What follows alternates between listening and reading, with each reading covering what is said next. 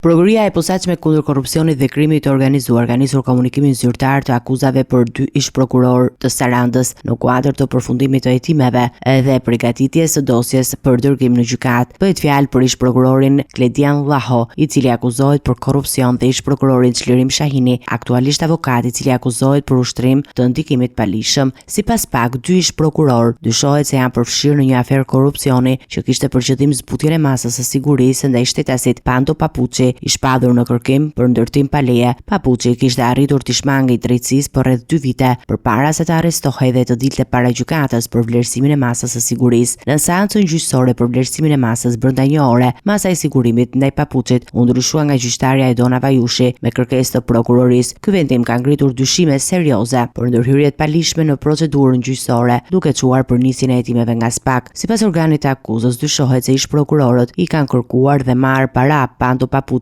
në këmbim të ndikimit të tyre për zbutjen e masës së sigurimit. Prokuroria e çështjes Manjola Kajana ka bërë të ditur se Kledian Llaho dyshohet se ka përfituar 30.000 euro, të cilat i ka marrë përmes mikut të tij, biznesmenit Vasil Bakalli. Nga hetime rezulton se Bakalli i ka siguruar këto vlera monetare në Greqi. Ndërkohë, sipas PAK-ut, ish prokurori Çlirim Shahini, i cili ishte edhe përfaqësues ligjor i Pando Papuçit, dyshohet se ka marrë 25.000 euro në këmbim të ndërhyrjes për të kërkuar nga gjykata caktimin e masës së sigurimit të tyre paraqitje. Në total, prokuroria e posaçme dyshon se janë paguar 55.000 euro për zbutjen e masës së sigurimit ndaj Papuçit. Hetimet për këtë çështje janë drejt përfundimit dhe pritet që dosja të kalojë gjykatës për shqyrtim, ndërsa SPAK e cilëson rastin si një tjetër shembull të hetimit të korrupsionit në sistemin e drejtësisë.